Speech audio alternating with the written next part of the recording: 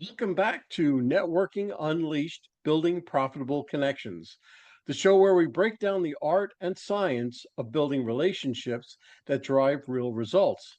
I'm your host, Michael Foreman, and today we're diving deep into what really takes to build something from the ground up, not just the strategy, but the mindset, the grit, and the bold choices that make it possible. My guest today is someone who didn't inherit a roadmap. He created one. His journey about starting with nothing but a vision, using resilience, emotional intelligence, and purpose to turn connections into a lifeline. If you've ever wondered how to network when you feel like an underdog, or how to lead with value when you have nothing but ambition, this episode is for you. I'd like to welcome Dennis. Dennis, welcome to the podcast. And listen, why don't you give us a little bit about your background as well? Sure. I am a lifelong entrepreneur. Started into this whole foray at about 14 years old. Discovered very quickly that you can have a lot more success by enabling others to have success than necessarily seeking success solely for yourself. Did that through my early teen years, 14, 15, 16. Then in my late teens, early 20s, started another company that actually took off very well. And I was able to retire into Romania for about 4 or 5 years. I'd run the company a little bit. I had a partner. He ran the day to day, and I did the 50,000 foot overview. But I ran it from phone cards and dial up internet in the early 2000s. So I'm one of the first remote workers, I like to jokingly say, because I did that for a series of a few years. And that's been my whole career. I discovered shortly after actually that project, I liked working with attorneys, although I have worked with a number of different types of businesses throughout my career in marketing and branding and that sort of thing. And that brings us to our current project. About a year and a half ago, my former partner exercised the option to buy me out. Fine. That's something I've never been scared of, is being out on my own, starting over. That's status quo. And started this company, the Legal Podcast Network. The launch date was May of 24. Started with myself and my VA, no clients. We now have roughly 150 clients, about 40 people on the team. And we're actually holding back our growth while we're working on some internal SOPs and things like that. Once those get done, it's really off to the races for us. Then we're going to really hit the gas on this thing. So that brings me to today. I live on an island in Belize with my wife. We got married a little over a year ago. We travel a lot. I run the business from my laptop, have my relationships all over the world via my laptop, via my phone, all of that. So that's what brought me to today. It sounds wonderful. It sounds great. And it really sounds like you have the eyes and ears of a true networking individual because you're doing it remotely, first of all, but you started out with what's called a giver's gain. You look to help before you receive. And that I think is the most important part emotionally regarding networking itself. We Oh, internally, with what we do, we have a kind of a rule internally for every, so we break it up in five. For every five things that you do, three of them should be 100% value for with who you're doing them for. One of them can be 50-50, and one of them can be more self-serving than the other two categories. And so we always say 3-1-1 is what we say internally. Give 60, really 75% value, and 25% just reminding them, hey, this is what I do, this is how I could help you, but always seeking value first. it seems like a great equation for anybody to have for them to be successful in business. So if you just keep it as a general rule, you can never go wrong. Okay, Exactly. let's start out. When you were just starting out, how did you build your first meaningful connection and what did it lead to?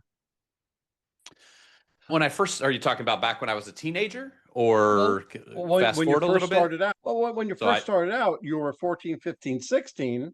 Let's bring it to that. yeah, I would say the first meaningful relationship that I built was actually the older lady whose door I knocked on that kind of helped me come to that realization that I didn't want to shovel. I wanted to get the jobs, and my brother and his friends wanted to shovel because they didn't want to get the jobs. And I remember going up to her. She was just a sweet lady. And I remember she handed me a 10 and 2 5s and said, for $20, shovel this and this. And I went back every time it snowed, every time there was leaves for the summer for her lawn. And I just knew. And she was up a block, down a couple of blocks, and up about half a block. And I remember it. As soon as I was coming up the walk, she'd be like, "Oh, I'm so glad you're here." And then she recommended me to a few other ladies that she knew in the neighborhood that needed help with somebody mowing their lawn, that sort of thing. So that was probably one of my first, if you would call it, networking connections. I didn't see it as that at the time. It was just a nice lady who introduced me to more nice people that needed yard work done. But I would say that very first person that it wasn't our first job, but it was the first one where I realized, wait a minute, if I get the jobs and have the relationships with people, then my team can do the work and they don't have to have what's uncomfortable for them, which is interacting with people. So I'd say, honestly, that was probably my first one. The second one I would say that would be more business was I took a paper route. The guy loved me.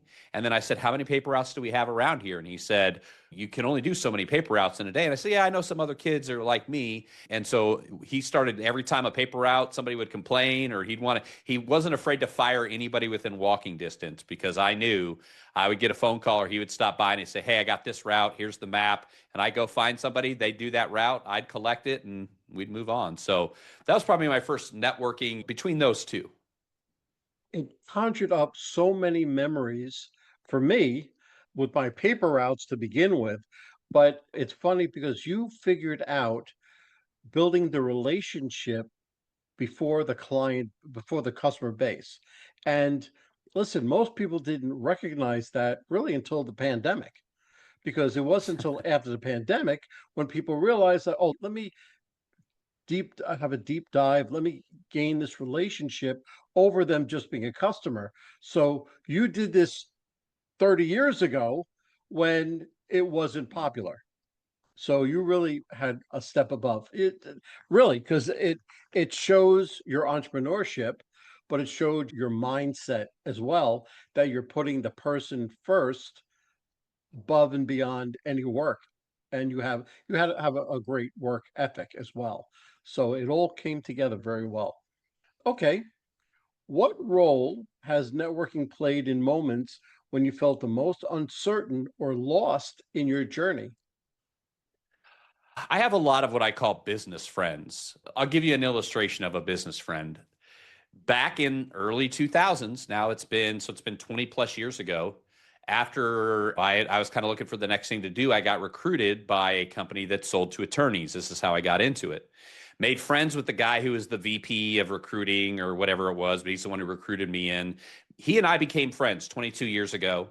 And we're still friends to this day. As a matter of fact, we've worked together, we've worked for each other, we've had businesses together, and now he's one of my salespeople.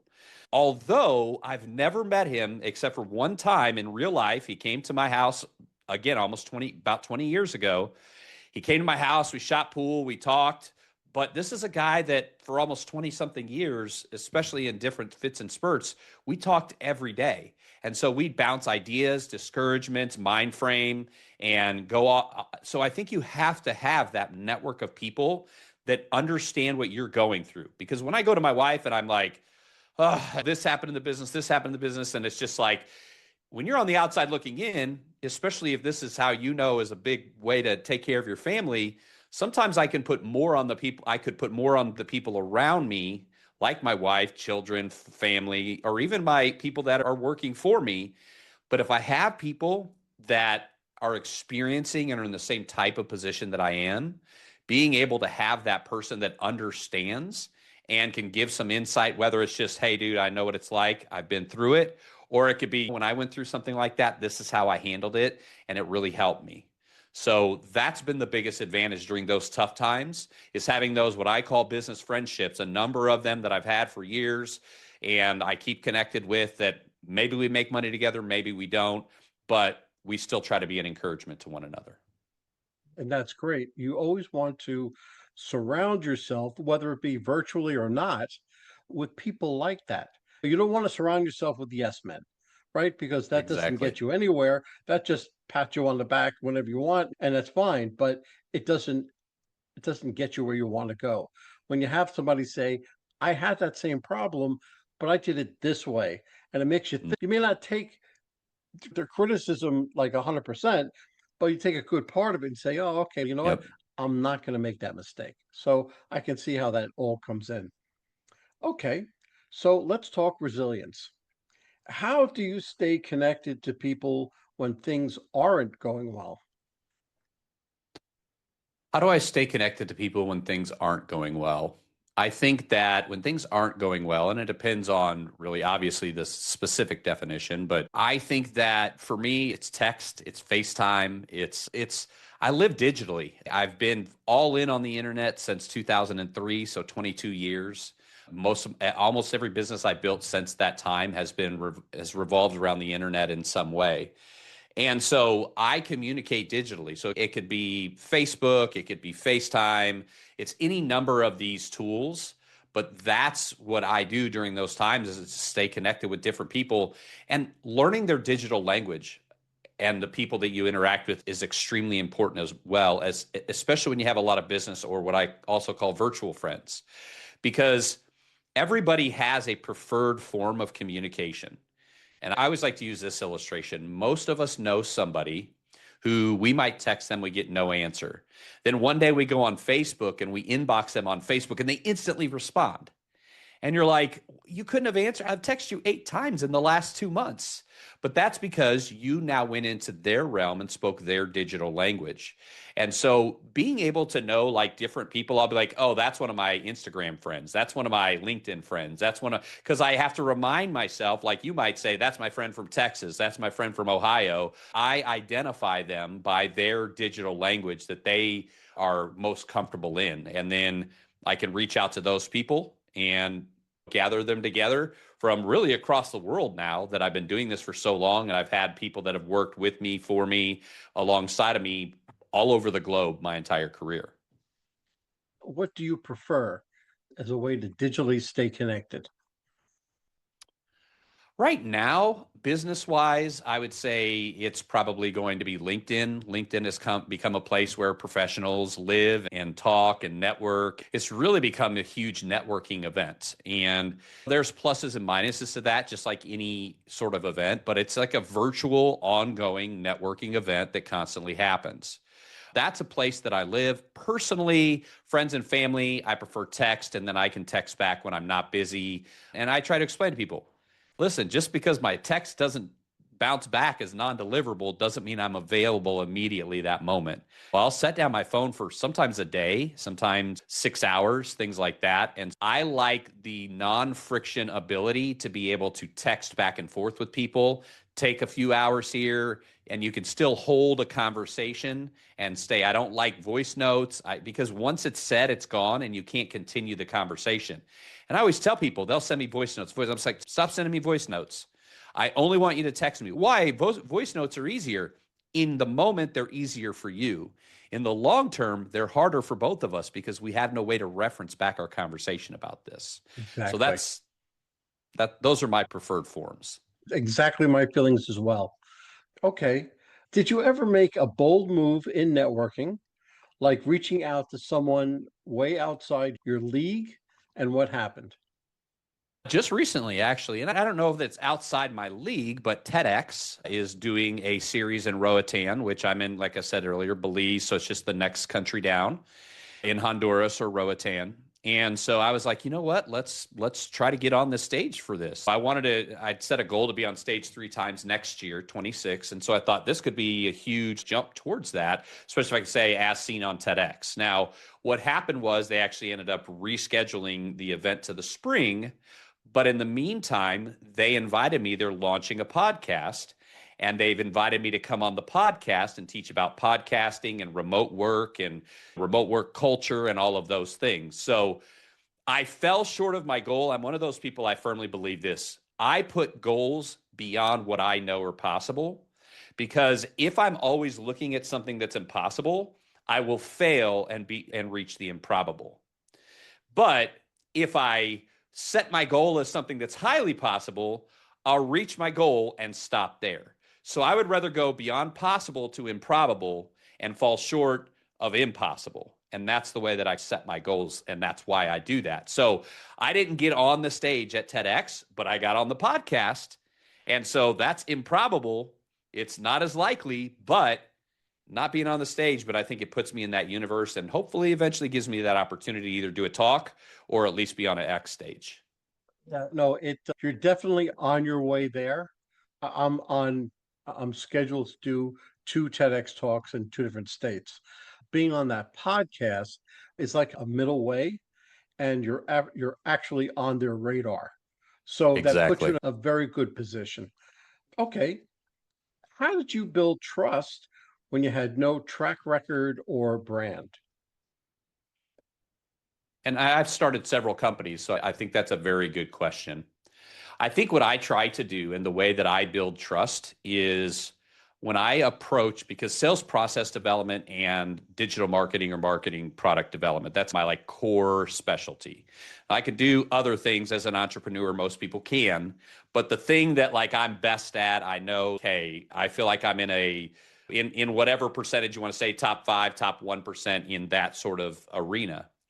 So typically, what I do in order to build trust for a new brand or a new company is very quickly I try to show what it is that we're doing. For example, when I launched this company, I have a buddy here on the island who is also a divorce attorney out of Miami, and he'll fly back and forth when he needs to. He's got a partner who's a very well known criminal defense attorney. Matter of fact, I think he has like his own show on one of the major news networks or something like that, right?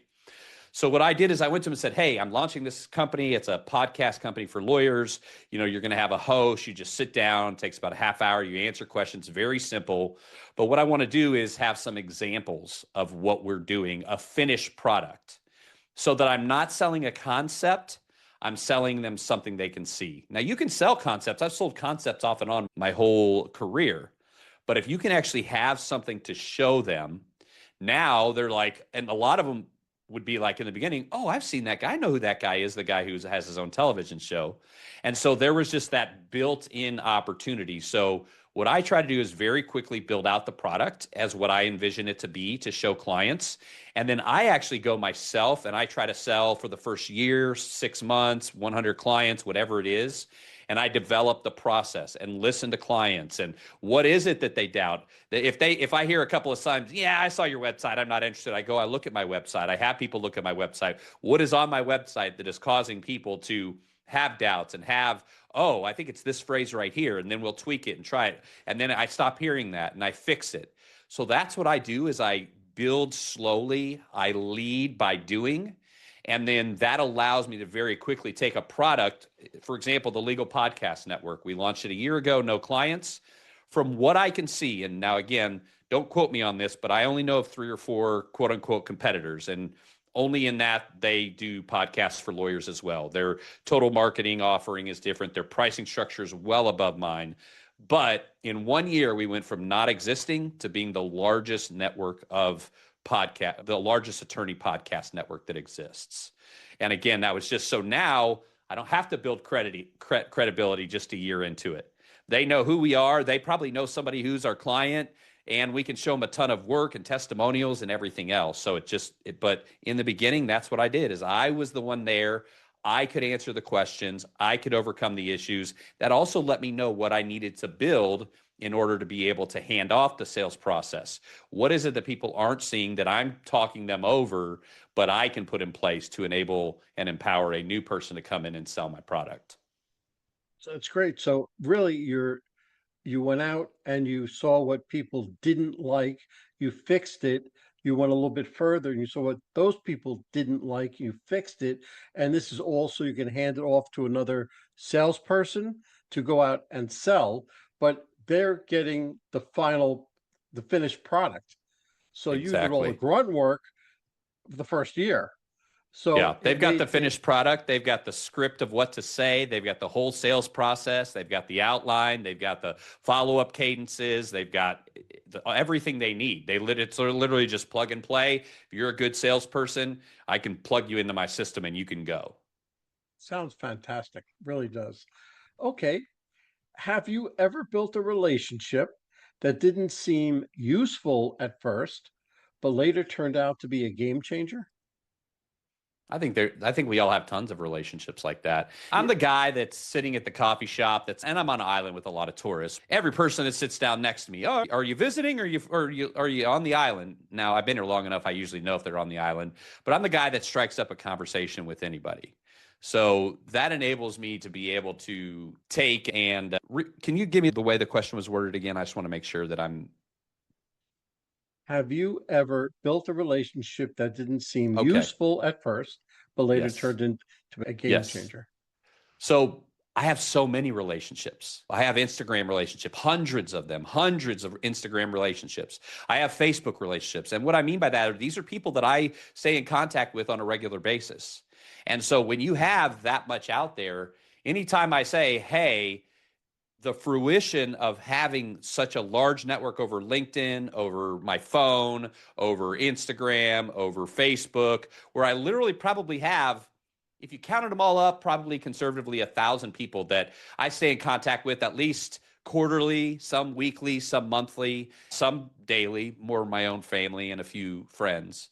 But being able to have those relationships, anytime I put something out there, there's help, there's an answer, there's a person, and it's usually, like you said, somebody I didn't expect. I build no relationships with hopes of what will happen with it and zero expectation. And that way, when any of my relationships come to fruition, it's a bonus in my life instead of an expected outcome.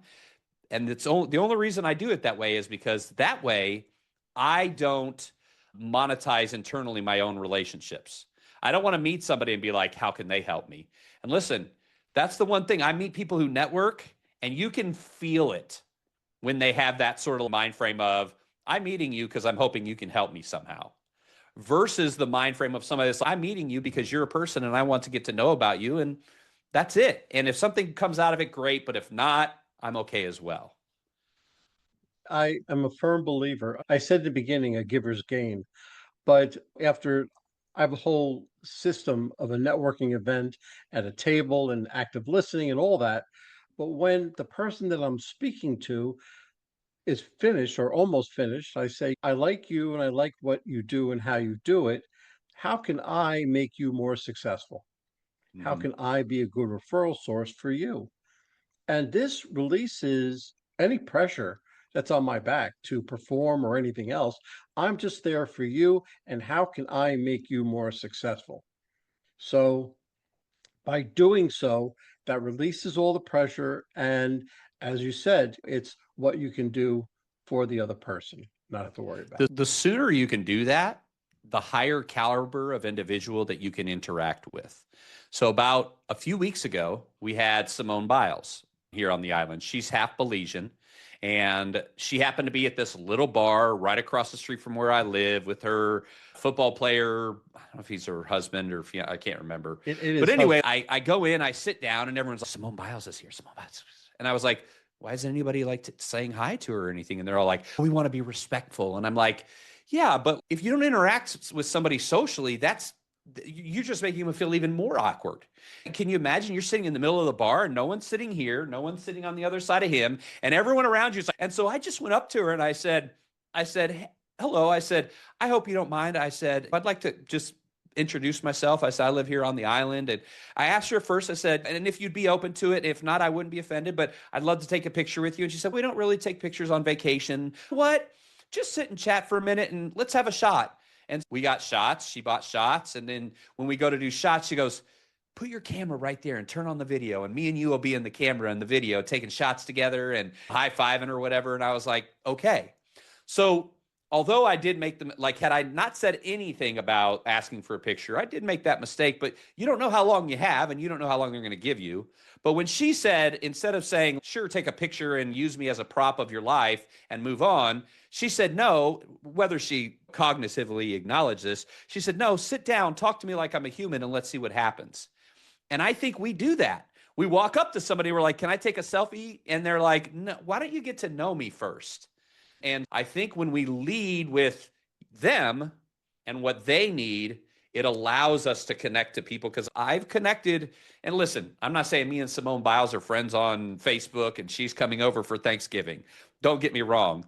But it does allow you to make connections with people who normally have an aversion to that when you approach them with, "Hi, I want this from you." They're much more likely when you come in as just normal or even a way to help them. Absolutely. Absolutely. Okay. So, what do you think most people get wrong about networking and what's helped you do it differently?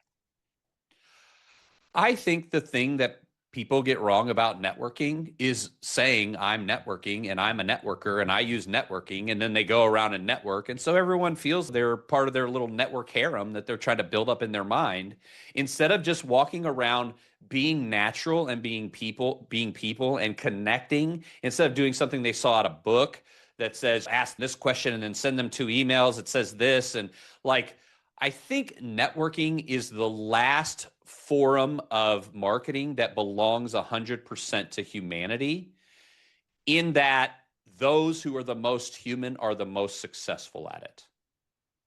I agree 1,000%. I just got into a discussion with somebody beforehand about AI and how it works with networking. And I said, AI is great. It's a wonderful tool, but that's all it is, a tool. You can't remove the human aspect of meeting somebody, even through Zoom, because you're a person, I'm a person, you still Right. have to interact. So AI can't take away that. We got to a whole Yes. big discussion about it, but it's true because I don't ever want to remove the humanality of the situation and give it to something foreign, whether it's AI or something else. AI is a tool and we can use it, but I'd much rather this talking back and Exactly. forth. Exactly. And we're a very AI forward company. I spend several hours a week looking at AI. I have a full time young man who learns and integrates and tests out different AI stuff. And so, while I 100% believe that AI is a tool, the people that harness the tools are the most effectively are the ones that are going to be most successful in the future. Just like when it used to be, think about when, like, the mechanic industry, they had their wrenches and they had a certain way they had to do things, and then all of a sudden someone walked in and was like, and they've got this like power tool. It's like some of them at first are probably like, nah, man, I didn't build up this muscle over the years in order to use some sort of machine for it.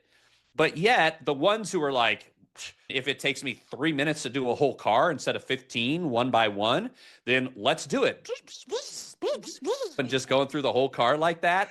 And it's the same, like, we don't see AI as what you said, is it's a tool to make us better. It's not a tool to replace us, and it never will.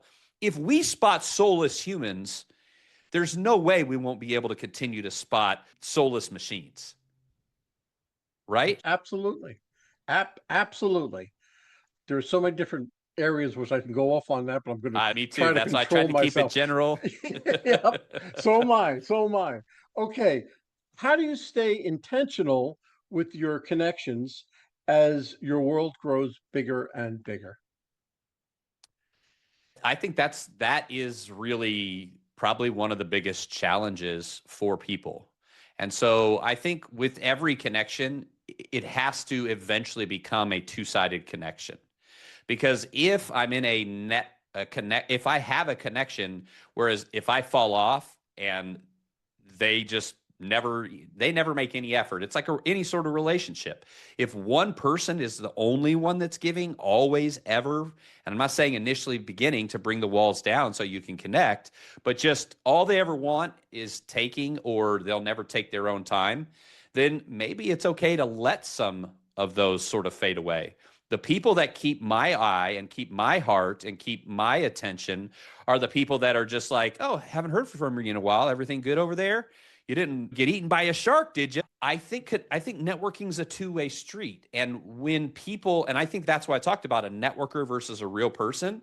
That person that just keeps sending me stuff and sending me stuff and I'm trying to politely, by my non-action, say, maybe this isn't the connection you're hoping, because I don't see real advantage in my end. And so, sure, I'll be friendly to you, but we didn't connect in a way where I feel like we need to be best friends.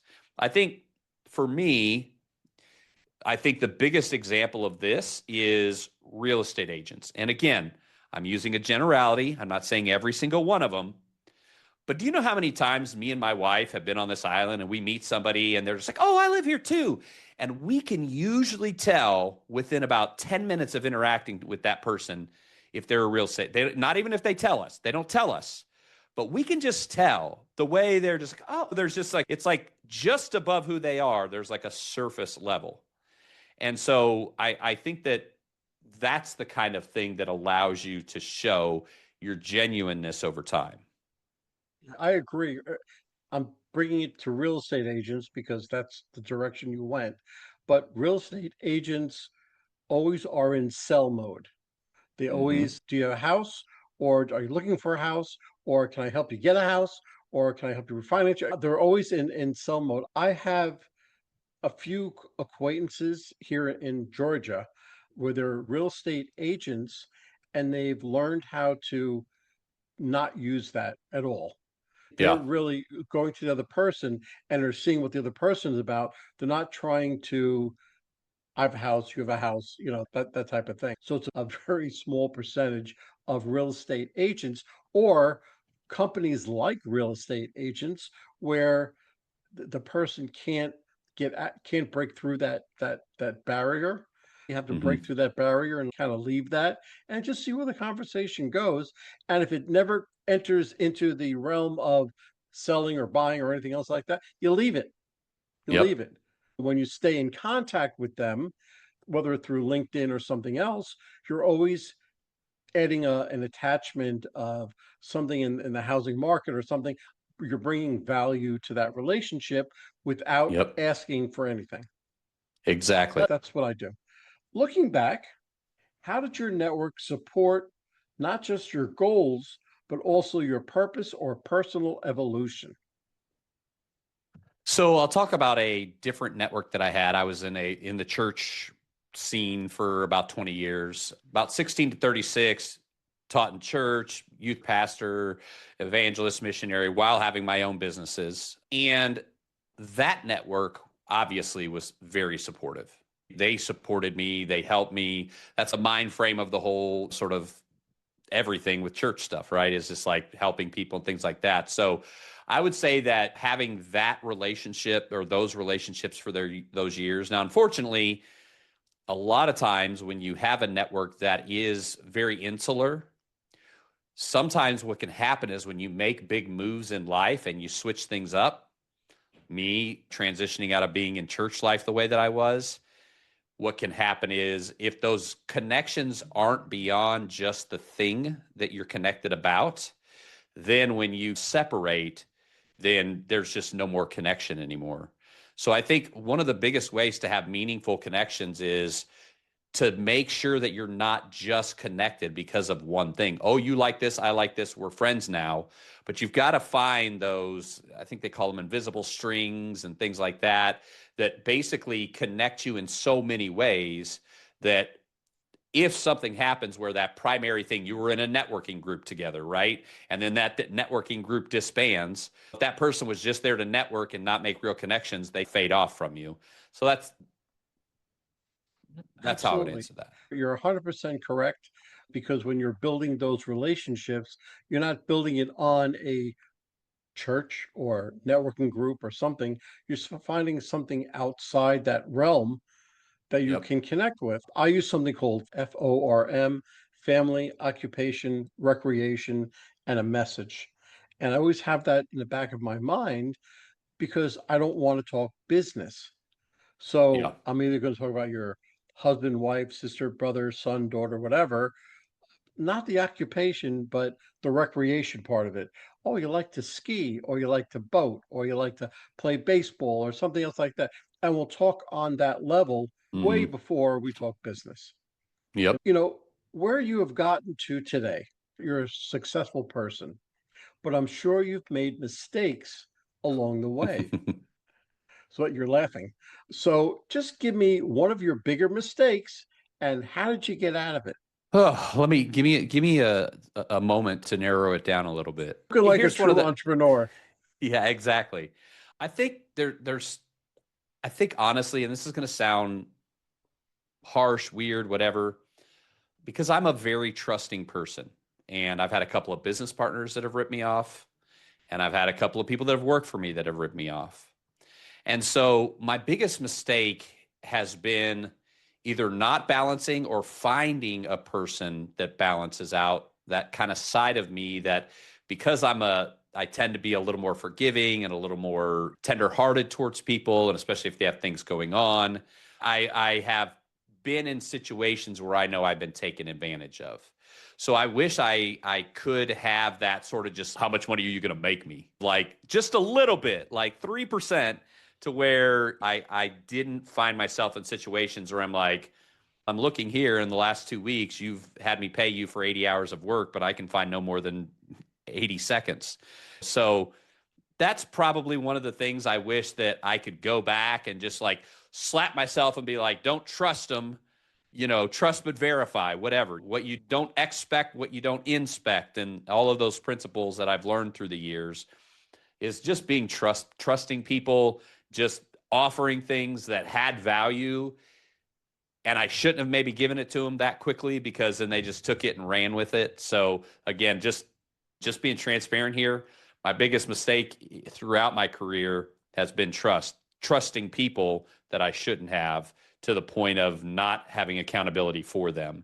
Now that I have this business, I have 5 directors. They each direct each group of people. They bring the reports to me and their reports. I see all the client reports. So it's a very different dynamic. And each of those 5 directors has ownership of those 5 areas of the business. And then I just manage my 5 directors.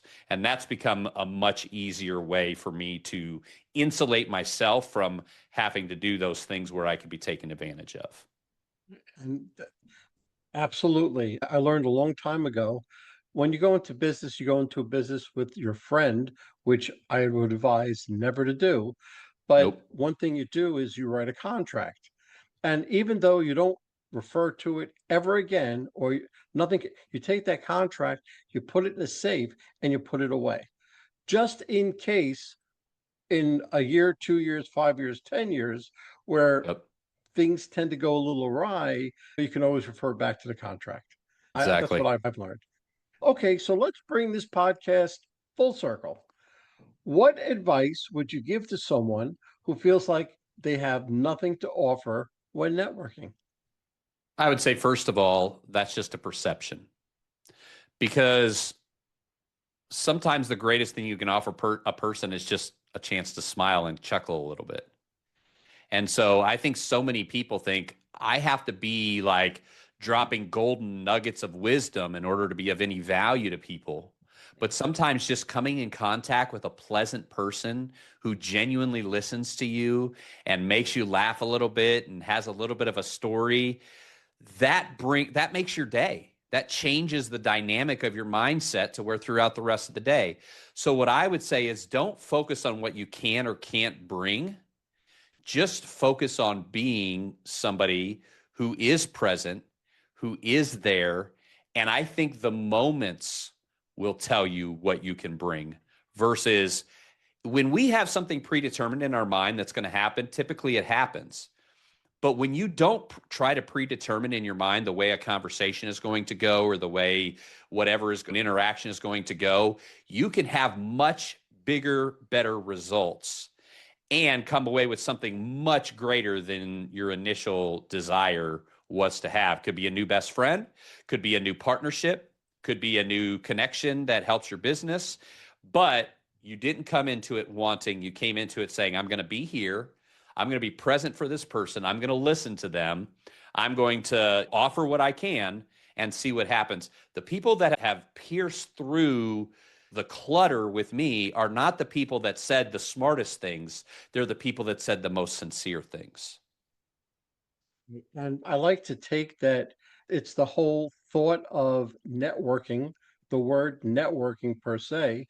I take them out of there because I say you network wherever you go, whether it's a department store, a grocery store, or Mm-hmm. anything else. I was like, how do you act when you're in a department store or grocery store as when you are in a networking event? It really shouldn't be any different. You have to be yourself. Yep. And once you are that way, once you listen to the other person, then the whole world opens up. It's an Mm-hmm. amazing thing once you understand that whole concept. So, The most impactful people are the people that make us feel like they cared about us. Yes, And people I don't agree. like that's such a hack. It's such a hack. People don't realize it because they want to share their thing. I do this, and here's that, and here's a story, and here's this. And listen, I'm as guilty of it as the next person. But when I purposefully say, wait a minute, I'm just going to be quiet and listen and ask questions and learn about that person, I've noticed that the people that because that's not my nature, that I connect with in that way, that connection is much deeper initially than the ones who listen to my stories and laugh. And again, there was a little bit laughter and things like this. But when I sit and listen to them, then they recognize me as somebody who cares in the future. And somebody who cares versus I don't want to go talk. He's going to tell me a bunch of stories. You think you got a 3-minute combo and you're there 25 minutes later. That's the guy or girl that you don't want to be. Absolutely. Very good. Dennis, I feel that I can talk to you for the next 2 hours because we are so much on the same wavelength. But if somebody wanted to get hold of you, what's the best way that they can get hold of you? The easiest way is LinkedIn. Just go onto LinkedIn, type in my name, Dennis, Dennis, and then last name Meador. I'm sure it'll be in the show notes.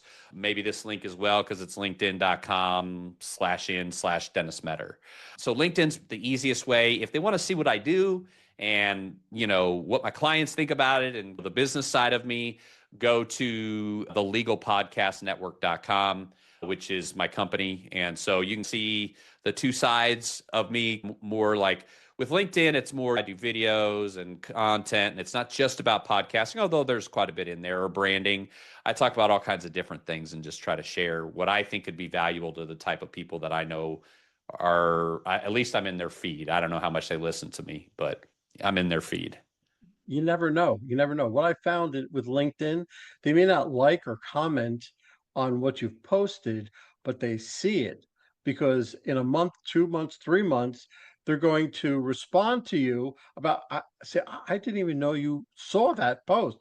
Oh, no, I saw it. I didn't Yep. comment or like it, but I saw it. So you could be seeing from where everybody goes, but you can see that you're actually being paid attention to because again, it's not your network of people that you're talking to, it's your network of people, the network of the network. So you're Mm-hmm. reaching out to many more people than what you're used to. But Right. anyway, Dennis, I want to tell you, I want to thank you so much for coming on the podcast, and I hope to speak with you soon.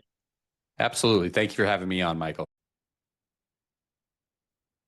Well, hold on, folks. Don't go anywhere. Let's hear from our sponsors. David Neal, co founder, Revved Up Kids.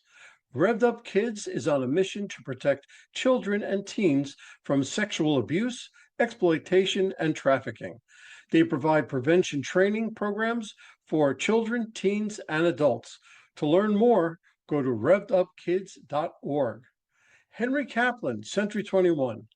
When it comes to making the biggest financial decision of your life, leave it in the hands of a proven professional, Henry Kaplan.